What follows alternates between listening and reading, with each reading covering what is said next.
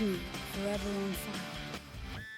ಒಂದು ಮಹಾ ಭ್ರಷ್ಟಾಚಾರ ಬೆಳಗಾವಿಯಲ್ಲಿ ಅರಣ್ಯ ಇಲಾಖೆ ಬಳಿಯಲ್ಲಿ ಅದರಲ್ಲಿ ನಡೆದು ಹೋಗಿದೆಯಾ? ಗಿಡ ನೆಡ್ತೀವಿ ಅಂತ ಹೇಳಿ ಕೋಟಿ ಹಣವನ್ನು ಲೂಟಿ ಹೊಡೆದುಬಿಟ್ರ. ಇಲ್ಲಿ ಗಿಡದ ವಿಚಾರದಲ್ಲಿ, ಅರಣ್ಯದ ವಿಚಾರದಲ್ಲಿಯೂ ಕೂಡ ಅಥಣಿ ವ್ಯಾಪ್ತಿಯಲ್ಲಿ ಬ್ರಹ್ಮಾಂಡ ಭ್ರಷ್ಟಾಚಾರದ ವಾಸನೆ ಬಡಿತಾ ಇದೆ. ಆ ಭಾಗದಲ್ಲಿ ಕೋಟಿ ವೃಕ್ಷ ಸಸ್ಯ ಶ್ಯಾಮಲ ಹೆಸರು ಅದ್ಭುತವಾಗಿದೆ ನೋಡಿ, ಎಷ್ಟು ಚೆನ್ನಾಗಿದೆ ನೋಡಿ. ಕೋಟಿ ವೃಕ್ಷ ಸಸ್ಯ ಶ್ಯಾಮಲ ಈ ಯೋಜನೆಯಲ್ಲಿ ಅಕ್ರಮ ಆಗಿ ಹೋಗಿದೆಯಾ?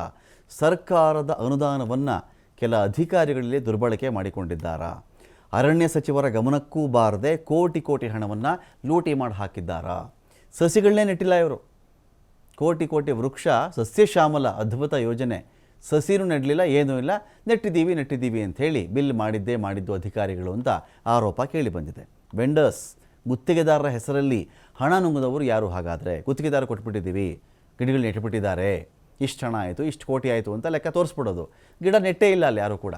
ಏಕನಾಥ ಮಹಾದೇವ, ಆಂಜನೇಯ ಕುಮಾರ್ ಎಂಬುವರು ಇದ್ರ ಬಗ್ಗೆ ಕಂಪ್ಲೇಂಟನ್ನು ಕೊಟ್ಟಿದ್ದಾರೆ. ಕ್ರಮ ಕೈಗೊಳ್ಳಬೇಕು ಅಂಥೇಳಿ ಸಿ ಎಂ ಸಿದ್ದರಾಮಯ್ಯ ಅವರು ಜೊತೆಗೆ ಅರಣ್ಯ ಸಚಿವರು ಇವರಿಗೆ ಕಂಪ್ಲೇಂಟನ್ನು ಕೊಟ್ಟಿದ್ದಾರೆ. ಭ್ರಷ್ಟಾಚಾರ ಏನು ಅಂತ ಹೇಳಿದ್ರೆ ಆರೋಪ, ಸಸಿ ಬೆಳೆಸಿ ನೆಡುತೋಪು ಮಾಡುವಂಥ ಯೋಜನೆಗೆ ಅನುದಾನ ಇದು. ಅಥಣಿ ವ್ಯಾಪ್ತಿಯಲ್ಲಿ ಸಸಿ ಬೆಳೆಸ್ತೀವಿ, ನೆಡುತೋಪು ಮಾಡ್ತೀವಿ ಅಂತ 2020ಇಂದ 24ವರೆಗೂ ಕೂಡ ನೆಡುತೋಪು ಬೆಳೆಸುವುದಕ್ಕೆ ಅನುದಾನವನ್ನು ತೆಗೆದುಕೊಳ್ಳಲಾಗಿದೆ. 3 ವರ್ಷಕ್ಕೆ ಸುಮಾರು 12 ಕೋಟಿ ರೂಪಾಯಿಗಳು ಸರ್ಕಾರದಿಂದ ಅನುದಾನ ಸಿಗುತ್ತೆ. ಅರಣ್ಯ ಬೆಳೀಲಿ, ಚೆನ್ನಾಗಿರಲಿ ಅಂತ ಹೇಳಿ. ಅರಣ್ಯ ಆಗಬೇಕಲ್ಲ. 2020-21ರಲ್ಲಿ ಗಿಡ ಬೆಳೆಸುವ ಯೋಜನೆಗೆ 1,33,28,622 ರೂಪಾಯಿ ಅನುದಾನ ಬರುತ್ತೆ. ಇದೇ ಥರ 2021-22ರಲ್ಲಿ 1,85,00,000ವರೆಗೂ ಅನುದಾನ ಬರುತ್ತೆ. 2022-23 3,73,00,000 ಅನುದಾನ ಸಿಗುತ್ತಲ್ಲಿ. 23-24ರಲ್ಲಿ 3,38,00,000ವರೆಗೂ ಅನುದಾನ ಸಿಗುತ್ತೆ. ಒಟ್ಟು 12 ಕೋಟಿ ರೂಪಾಯಿಗಳ ಅನುದಾನವನ್ನು ಸರ್ಕಾರ ಬಿಡುಗಡೆ ಮಾಡಿದೆ.